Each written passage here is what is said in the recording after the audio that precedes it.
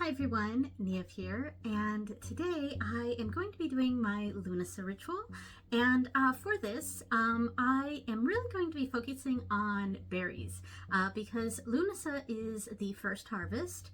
And in my area here, what's primarily in season and what's being harvested right now is berries. So definitely like blackberries, things like that, which I'm really excited for because I love berries. So they're definitely one of my favorite sorts of foods. So I'm really excited for it. I've gotten some berries to have as an offering. I also got some blackberry wine that will also be an offering, and I also got the berries for myself and my family, and we also got some blackberry pie, so we're gonna have some of that to celebrate Lughnasadh.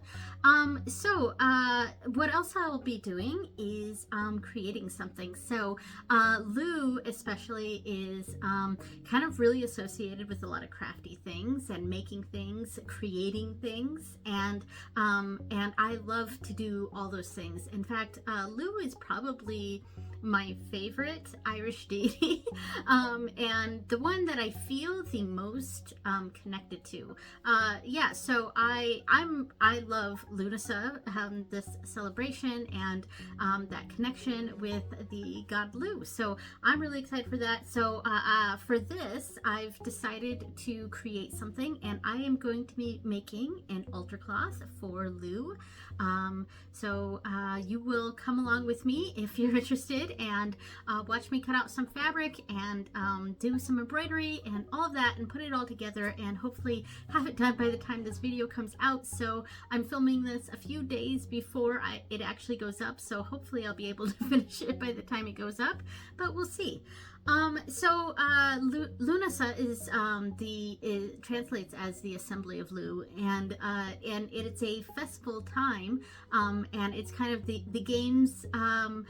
The games of Lugh and all of that, and these were put together by Lugh in honor of his foster mother, Talchu. So I will definitely be doing something to honor Talchu as well. So I may be also in line with gaming. I may be doing some video games. Probably wouldn't film that, but I might be doing some of that. And I thought about also maybe going for a walk, and I don't know if I will be filming that or not, but that's something that's maybe on my agenda in a way to celebrate Lugh, and to celebrate Lughnasadh. So and by the end of everything, at the end of it all, I will be probably doing a little reading here at my table. I don't know if it will be public or not, but I will film myself doing a little bit of a Lugh reading and maybe a bit of a Talchu reading. So there we go. So why don't you come along with me and let's do some crafting. Okay, so I'm starting off by cutting out some fabric, and I picked out this kind of hunter green velour and a kind of striped autumny kind of colored also velour, I think.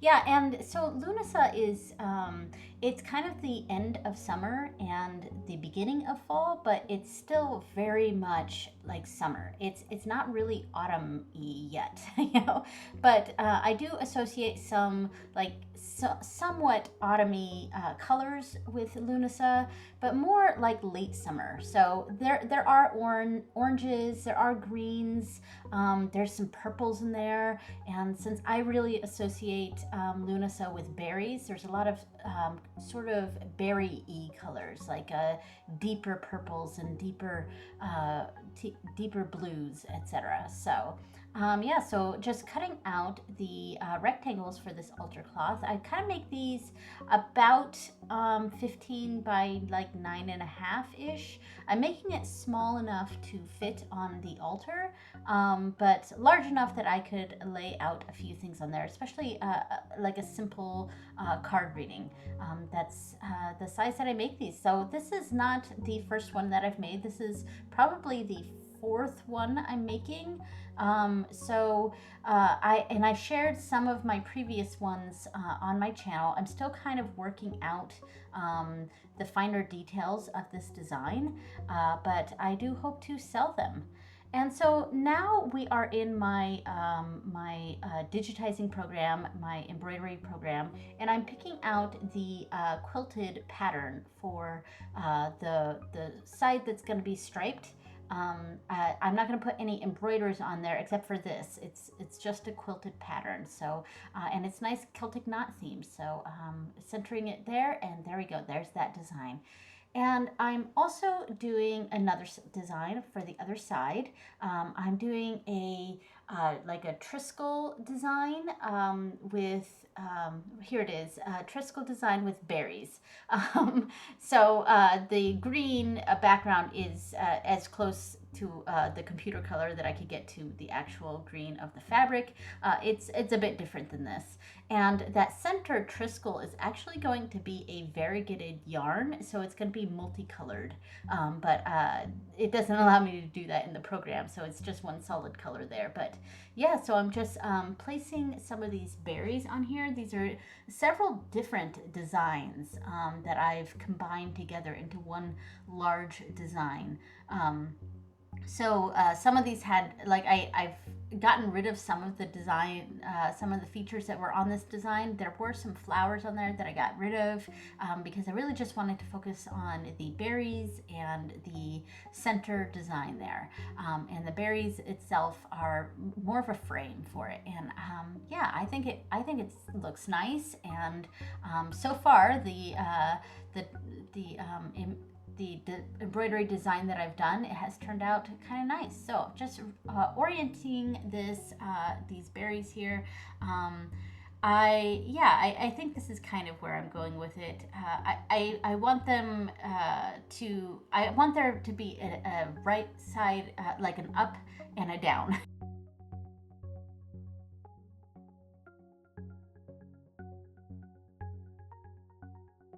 So now we're gonna move on to the embroidery part of this. So I am opening my embroidery hoop here, getting rid of the previous stabilizer I had in there, and then I'm going to cut out and place some new stabilizer.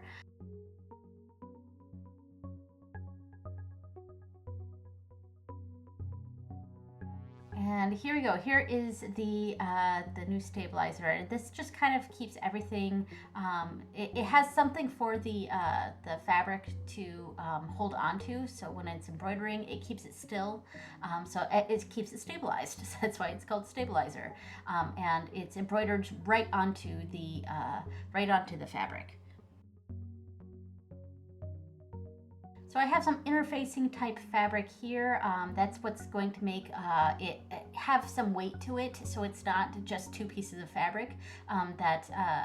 That interfacing kind of stiffens it a bit and also gives some cushion to the altar cloth.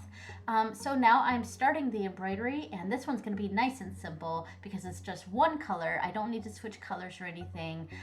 Threading it, making sure it goes in there. This part I don't need to do much because the machine does most of the work. I really just make sure nothing bad happens. There's no, like it doesn't mess up, or if I need to switch colors, that's really my only job there.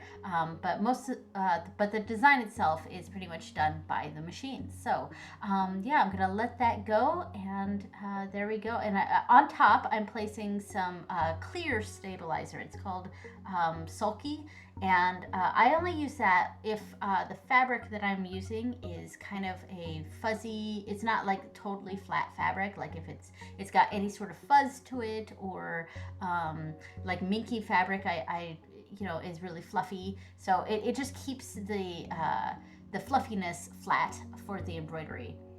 There we go.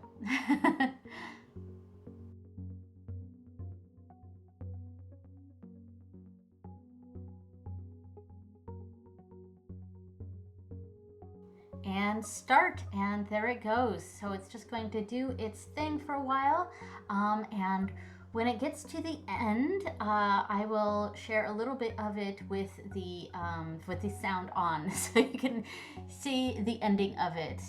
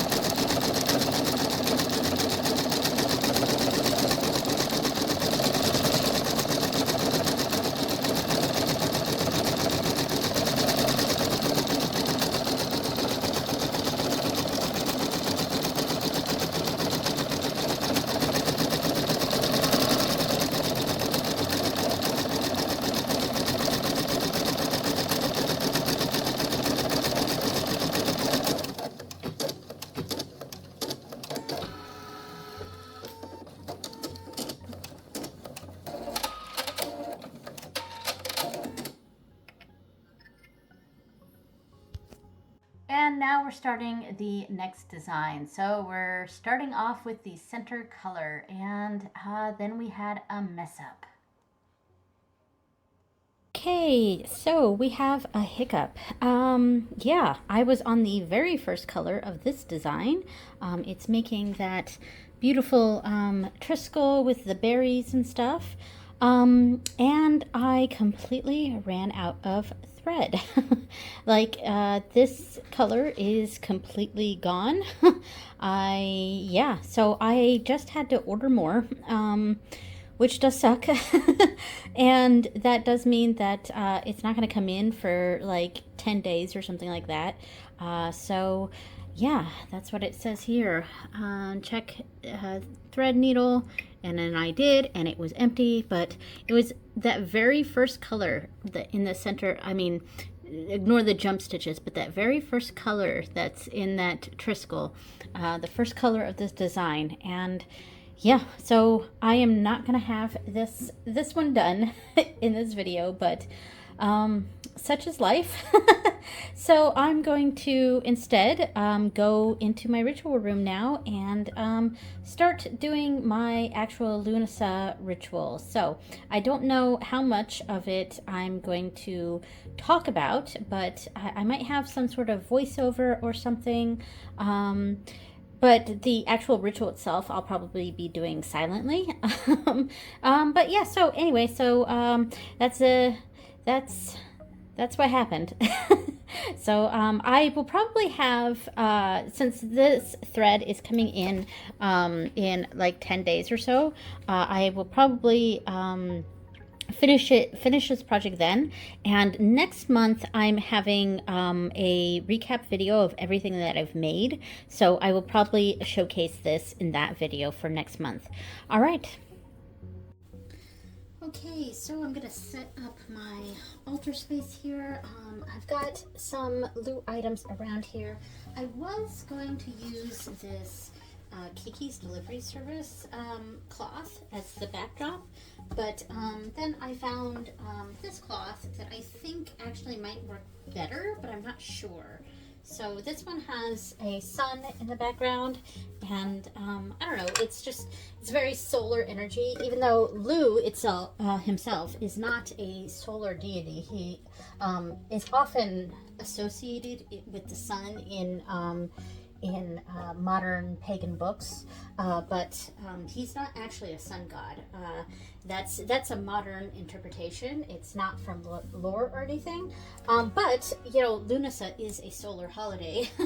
All 8 of the Sabbats of the Wheel of the Year, which the Wheel of the Year is also a modern thing, but all of the Wheel of the Year is solar in nature. they're solar holidays. So so it does still fit, even though Lu himself is not actually a sun god. So I was thinking maybe I would go with this. It is very Sabbath-y. And I think I like the way it looks a little better too. So I have my Lu candle here. This is the candle that I keep on his altar.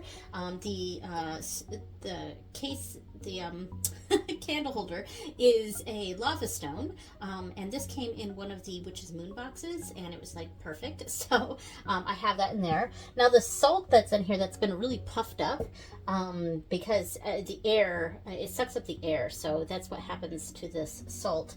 But that is from the Lughnasadh salt that came in one of the Witch's Moon boxes. And the candle itself is kind of an orangey candle, and I dedicated that to Lu, so that's his candle. So I'm gonna have that right there. What else do I have? I have a corn dolly over here. Not sure if you can see it. It kind of comes off of its little stand a little too easily. But this came in also a Witch's Moon box. So I'm just kind of keeping, this will be used for each of the harvest festivals. So Lughnasadh, the Autumn Equinox, and Samhain. So I will be using that for all 3 of the harvest festivals. So I also have this palmistry hand that I keep on the Lu altar, and palmistry is not associated with Lu, but one of the names of Lu is Lu of the Long Arm, and that's in reference to his spears, Lu's spear, and that is his main item. He has a long spear, and so he's known for, throwing his long spear, and so he's called Lu of the Long Arm. And so I often leave a hand or something, thing on his altar. I also have another hand right here that has a few stones on it. So if I take off these stones, it is another palmistry hand. So I could also use hand stuff if I was honoring Nuada, and because he's Nuada of the silver hand, so something like this would be perfect for him. But I do this also with Lu, because he's known for throwing his spear. And I have a lot of these rougher stones that I've gotten in Witch's Moon boxes that I place on top of this. And this is also an incense holder, so I will grab some incense and put that in there as well. I also have a palm stone, a green palm stone that I'm going to keep off to the side there. But yeah, I really like the rough stones for Lu. So we've got this one. It's some sort of green calcite. I don't remember what stone that is. And then we have some sort of lava stone or oh gosh, I cannot remember the name of it off the top of my head right now. And then this looks like amber.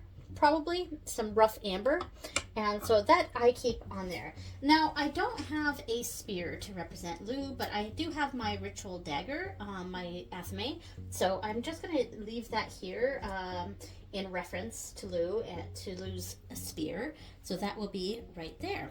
Let's see what else. I do have this. It's actually a Green Man thing, but and Green Man is not associated with Lu, but it came in Witch's Moon box and said embrace the masculine underneath, and I don't know, I just associated this card with Lu. so I'm gonna keep that here as well, even though he's not associated with the Green Man energy, but that vibe does sort of lend itself to Lu a little bit. So anyway, what else do I have? I have a little offering cup here. It's a shot glass, and it's got Inuyasha on it. Let me see if you can, I don't know if it's focusing, but Inuyasha right here. And this is my main offering glass for Lu. I think Lu kind of really embodies that energy of Inuyasha. I don't know if you've ever seen the anime Inuyasha. I have a lot of anime shot glasses that I use as offerings for deities, and I use it based on the energy of that character with its connected deity. So I really do connect Inuyasha very much with Lu. So yeah, it's got that the Inuyasha cup here. Now I do have an offering plate here. I'm not sure if I want to use this one or a different one. I might grab a different one. So I'm going to have the berries on this. I still have to get that. Yeah, the berries are the main thing that's going to be on here. Maybe I will center the candle on the plate. I'm not sure. Yeah, so as far as reading goes, what divinatory reading I'm going to be using, I'm going to be using the Wise Dog. Dog is God backward. But the Wise Dog Tarot. And that is, this deck is specifically dedicated to Lu in my collection. And I love it, and I love the little bag that I made for it. I only use this deck when communing with Lu.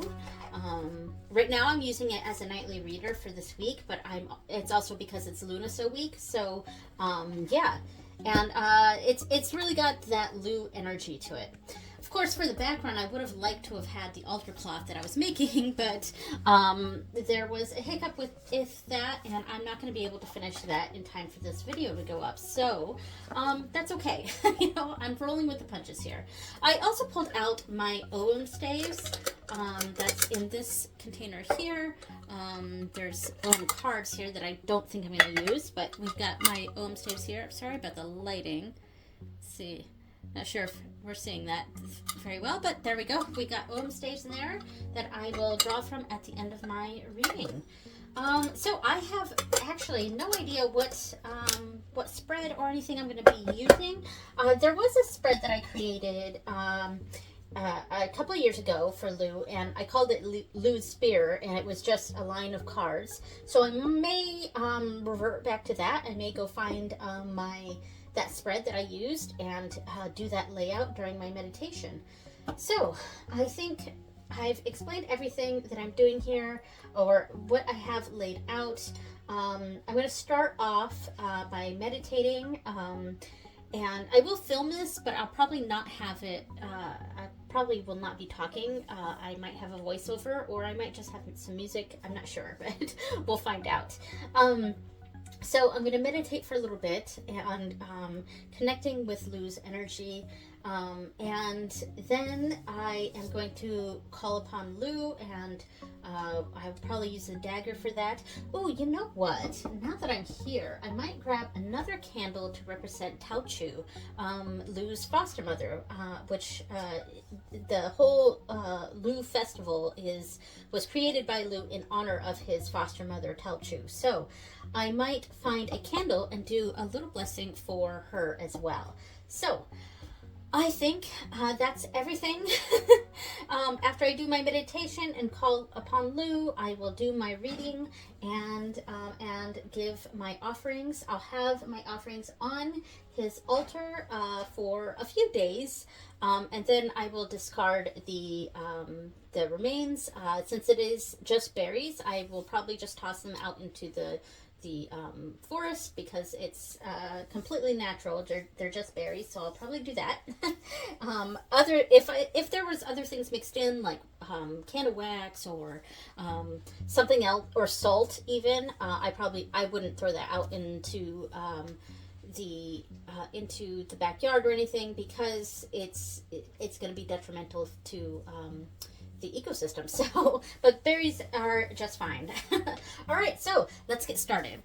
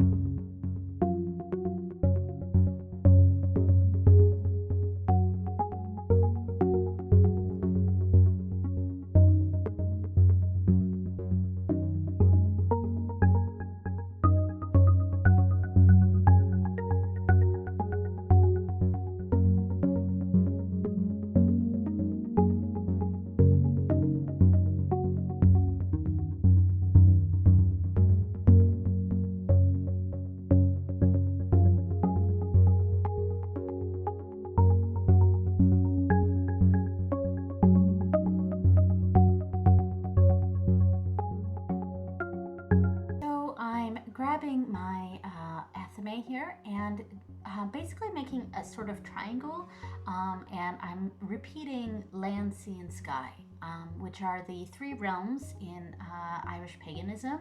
Kind of the as above, so below, but there's three realms. It's land, sea, and sky.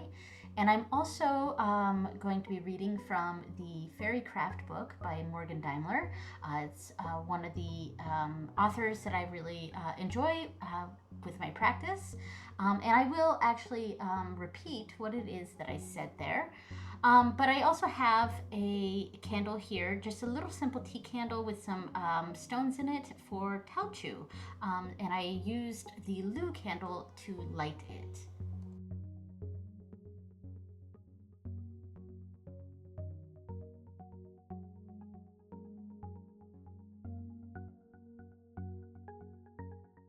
So the little blessing that I said as I went over the food here,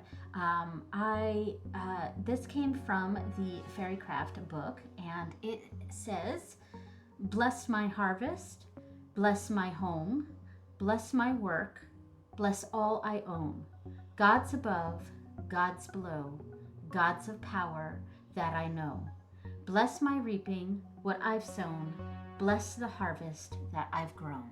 So the last little bit, I'm actually going to share what I posted on Instagram, because at this point I had actually paused my video and rotated my camera so that I could have it vertically in portrait mode, so that I could make a quick little reel for Instagram. So the last bit will be me doing my reading from Instagram. And I went with a simple spread. The first card was asking Lou what I should leave behind going forward. The next card was what I should embrace going forward. The third card was how shall I honor Lou? And finally, a message from Lou. And then I pulled out my OM staves and pulled an OM stave for each of the cards. And I'm not going to go into the details of my reading, but I recorded it in my journal, and there we go. And that is it for my Lughnasadh ritual. Thank you so much for joining, everyone, and I will see you next time. Bye!